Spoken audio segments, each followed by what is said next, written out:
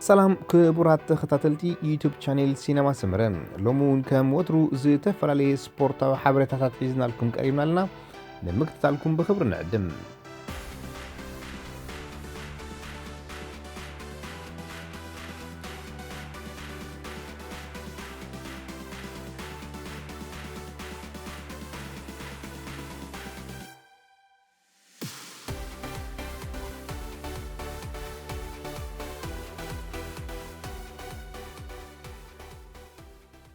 ናይ ካልኣይ ኩናት ዓለም ዘይተተኮሰ ቦምብ ኣብ ከባቢ ስታድዮም ሎንዶናዊት ክለብ ዌስትሃም ኣብ ትሕቲ መሬት ተቐቢሩ ከም ዝተረኽበ ጋዜጣ ዘሳን ካብ እሙናት ምንጭታት ብዝረኽቡ ሓበሬታ ጠቒሶም። በዚ መሰረት ዌስትሃም ኣብ ሜዳ ለንደን ስታድዮም ንኣርሰናል ዓዲማ እተካይዶ ፀወታ ክደናጎ ከም ዝኽእል ተገሊጹሎም። ፍሉያት ኣባላት ፖሊስ ነቲ ቦታ መጺኦም ከም ዘረጋገጽዎን ስእልታት ከም ዘለዓሉን ተፈሊጦም። ሓደ ካብቶም ሰብ መዚ ከም ዝገመትናዮ ዘይተተኮሰ እዩ ዝመስል። ኣብ ግዜ ኦሎምፒክ ሰባት ነዚ ከይፈለጡ ናጻ ኮይኖም ኣብ ከባቢኡ ጋዓዙ ምንባሮም ዘገርም ይክብል ገሊጾም። በዚ መሰረት ሰብ መዚ ናይቲ ቦታ ነቲ ከባቢ ከም ዝዓፀዎን ፍሉያት ኣባላት ሃንደሳ ድማ ዕለት 25 ነቲ ቦምብ ከም ክንዎን ከውፅዎን ምዃኑን ተገሊጾም። እቲ ቦምብ ንኽወፅእ ኣሳት 2 ሰሙን ክወስድ ከም ዝኽእሉን ብኽኢላታት ተገሊጹሎም። ጀርመናዊ ኣካፋሊ ክለብ ሊቨርፑል ኤምሬካን ሂወት ቱሪን ከም ዘይተሰማምዑ ገሊጾም። ዝወዲ 25 ዓመት ጀርመናዊ ሓደ ካብቶም ኣብ ትሕቲ ማውሪጆ ሳሪ እኹል ናይ ምጽዋት ሰዓታት ይረኽቡ ካብ ዘየለው ተጻወቱ ምዃኑ ይፍለጥ። ብዘይካዚ እዚ ዝሓለፈ ክረምቲ ካብ ዝተፈላለያ ክለባት ጻውዒት ዝቐረበሉ ኣካፋሊ ነቲ ጻውዒት ነጺጉ ኣብ ጁቤ ክጸንሕ ከም ዝወሰነ ዝፍለጥ ኮይኑ ብማውሪጆ ሳሪ ካብታ ጋንታ ኣብ ሻምፒዮንስ ሊግ ትሳተፍ ክለብ ብዘይምርኩሑ ግን ኣብ ግዜኡ ቅሬትኡ ምግላጹ ይዝከር። ኣብዚ ዓመት እዚ 150 ደቂቃ ጥራይ ክጻወት ክኢሉ ዘሎ ካን ኣብዚ እዋን ብክለብ ዩናይትድ ለምህላውን ይጥቀሳሎም።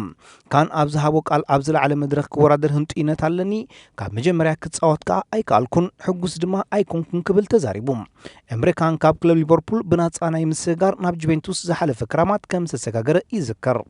ኣብ ትሕቲ ማሲሚሊያኖ ኣሌግሪ 29 ናይ ሊግ ፀወታ ከም ዘካየደውን ይዝከር። ብመሰረት ገለ ማዕከናት ዜና ጁቬ ንኤምሬካን 35 ሚልዮን ዩሮ ትኸፍለሉ ክለብ እንተረኺባ ከተፋንዎ ድልውቲ ምህላዋ ከጋውሓ ዝቐነየን። ከዋኽብቲ ተጻዋቲ ክለብ ጁቬንቱስ ንወዲ ክለቦም ፖርቱጋላዊ ክሪስቲያኖ ሮናልዶ ውልቃዊ ይቕሬታ ክሓቶም ይጽበዩ ምህላዎም ዘሳን ገሊጻም። ሮናልዶ ዝሓለፈ ሰሙን ክለቡ ኣንጻር ኤሲ ሚላን ተጻዊታ ሓደ ባዶ ኣብ ዝተዓወተትሉ ግጥም ብዓላሚኡ ማውሪጆ ሳሪ ኣብ መበል 55 ደቂቕ ተቐይሩ ድሕሪ ምውፅኡ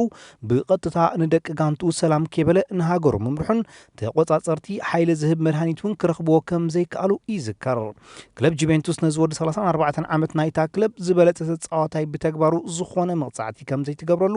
ግምት ናይ ብዙሓት ክኸውን ከሎም ዝዓበየ ሕቶ ግን ምስ ዓላሚኡ ሳሪ ብኸመይ ይቕበሎ ግን ንብዙሓት ይህንጥዩ ዘሎ እዩ።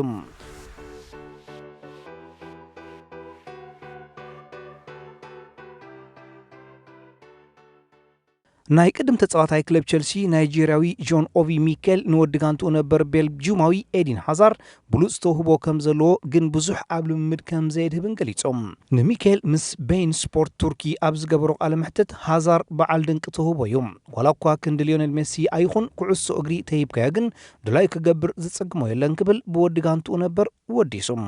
ሚኬል ቀጺሉ ብዙሕ ትሬኒንግ ክገብር ኣይደልን እዩ። ትሬኒንግ ምሳና ኣብ ዝገብረሉ ግዜ ክንውድኡ ዝጽበየና ኣብ ቀዳሚ ሰንበት ግን ኩሉ ግዜ ብሉጽ ብቕዓት ብምንጽብራቕ ብሉጽነቱ የርእየካ እዚ ዘይእመን ነገር እዩ ክብል ንብል ነርና ክብል ቀጺሉ። ብዘይካዚ ካብ ደቂ ጋንታኻ ዝያዳ ኣበርቲዑ ዝጽዕር መን ክብል ሕቶ ኣብ ዝቐረበሉ ፍራንክ ላምፓርድ ክብል ንህሉ ዓላሚ ክለብ ቸልሲ ጠቒስዎም።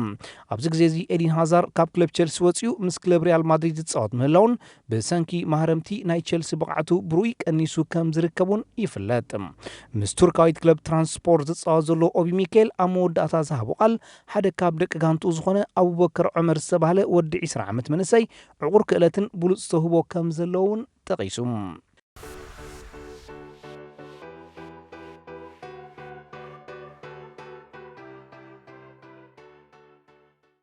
ናይ ዓሚ ምክትል ኣሰልጣኒ ክለብ ቸልሲ ነበር ጆዋን ፍራንኮ ዞላ ብቕዓት መንእሰይ ክለብ ቸልሲ ፊካዮ ቶሞሪ ከም ዝተመሰጠ ገሊጾም ኣብ ክለብ ቸልሲ ካብ ሰራዩ ተጻወቲ ሓደ ካብ ዝበለጹ ዝኾነ ፍራንኮ ዞላ ቶሞሪ ሓደ ካብ ዝበለጹ ተጻወቲ ናይ ዝዓመት እዮም ዝሓለፈ ዓመት ኣብ ናይ ቅድመ መዳለዊ ውድድራት ምሳና ክትጻወት ዕድል ረኺቡ ነይሮም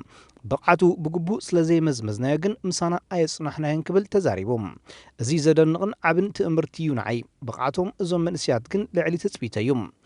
ክብል ኣብ መንእስያት ተጻወቲ ክለብ ቸልሲ ዘለዎ ኣድናቆት ዞላ ገሊጾም ከም ዝፍለጥ መንእስያት ተጻወቲ ቸልሲ ታሚ ኣብርሃምን ማሶን ማውንትን ኣብ ዝሓለፈ ክልተ ተጻወታ ሃገራዊት ጋንታ እንግሊዝ ኣብ ዝተሰለፍሉ ነቲ ሃገራዊት ጋንታ ናይ ፈለማ ሸቶታት ምብርካቶም ይዝከር ብዘይካዚ ፊካዮ ቶሞሪ ካሉም ሆድሰን ኦደይ እውን ካብ ተጻወቱ ቸልሲ ናይ እንግሊዝ ጸወታታቶም ዘካየዱ መንእስያት ምዃኖም ይፍለጥ ጆዋን ፍራንኮ ዞላ ሓደ ናይ ክለብ ቸልሲ ዝዓበዩ ተጻወቱ ምዃኑን ዝለብሳ ዝነበረ ቁጽሪ 25 ማልያ ድማ ብድሕሪኡ ንክብሩ ዝኾነ ሰብ ከይለብሳ ከም ዝተወሰነውን ይፍለጥ ትማሊ ኣብ ዝተኻየደ ግጥም መጻሪ ጾታ ዋንጫ ኤውሮጳ ኣብ መንጎ ሃገራት ኮሶቦን እንግሊዝን ደገፍቲ ሃገራዊት ጋንታ ኮሶቦ ንሃገረ እንግሊዝ ኣብ ኩናት ኮሶቦ ብዝገበረትሎም ሓገዝ ዘመስግን ደገፍ ክገብሩ ተራእዮም ዞም ደገፍቲ ነቲ ደገፍ ባንዴራ እንግሊዝ ብምብልባልን ከምኡ ነታ እንግሊዛውያን ትዝመር መዝሙር God Save the Queen ብዌልካም and Respect ዝብል ባነራት ኣሰኒሞም ንሃገራዊት ጋንታ እንግሊዝ ከመስግኑ ተሰሚዖም ደገፍቲ ኮሶቦ እንግሊዝ ናብ ሃገሮም ካብ ዝኣተወትሉ ግዜያት ሒዞም እዮም ነዚ ባነራት ሒዞም ንመዝሙር God Save the Queen እናዘመሩ ኣብ ጎደናታት ፕሪስቲና ክቕበልዎም ተራእዮም እንግሊዝ ንህዝቢ ኮሶቦ ዝሓገዘትሉ ኩነታት ነዚ ይመስል ከም ዝፍለጥ ኣብ ለካቲት 1998 ኣብ መንጎ ሃገረ ዩጎዝላቪያን ሰራዊት ሓርነት ኮሶቦን ኩናት ምውልዑ ይዝከር ኣብዚ ኩናት ድማ ብዙሓት ሰላማውያን ሰባት ግዳያት ክኾኑን ብዲፕሎማስያዊ ጉዳያት ክፍታሕ ከም ዘይከኣለን ይዝከር ኣብቲ ዝካየድ ዝነበረ ኩናት ኣባል ኔቶ ዝኾነት ብሪጣንያ ቅድሚ ኣብ 1999 ምዝዛሙ ኣካታዒ ናይ ኣየር መጥቃዕቲ ኣብ ልዕሊ ዩጎዝላቪያ ብምክያድ ንሓርነት ኮሶቦ ዝቃለሱ ዕጡቓት ደገፍ ክትህብ ተረኣያ ብዘይካዚ ንሃገራዊት ጋንታ ኮሶቦ ዝሓዘ ሓደ ካብ ዝበለፁ መጋየፂ ሆቴል ዝኾነ ንሃገራዊት ጋንታ እንግሊዝ ክትጥቀመሉ ከም ዝተፈቐደላውን ክግለጽ ክኢል እዮም ሃገራዊት ጋንታ እንግሊዝ ድማ ካብ ዝረኣየቶም ኣቀባብላ እቲ ዝበለጸ ክኸውን ከም ዝኽእል ይፍለጥ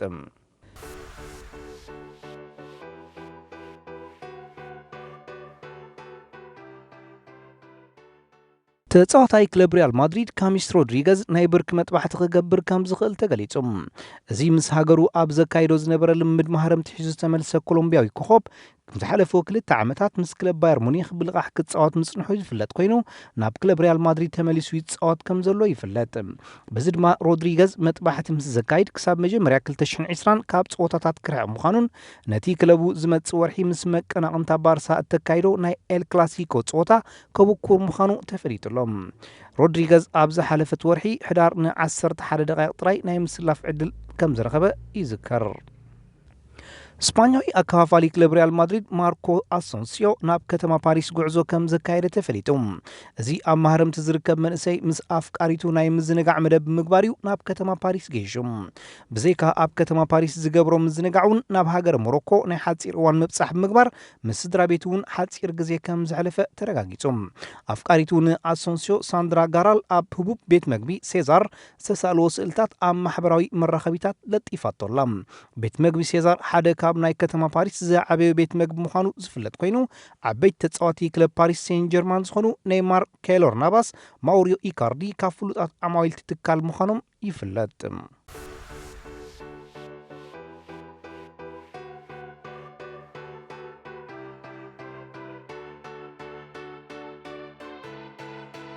ዝኸበርኩም ተኸታተልቲ ዩቲዩብ ቻናል ሲነማ ሰመረ ንምክታልኩም እናመስገና ንሎም መዓልቲ ኣዳሊናልኩም ዝነበርና ስፖርታዊ ትሕዝቶታት ኣብዛዚምና ኣለና ኣብ ቀጻሊ ብኻልእ ሓበሬታታት ክሳብ ንረኸብ ንኹልና በብዘለናዮ ሰላም እንተዕናን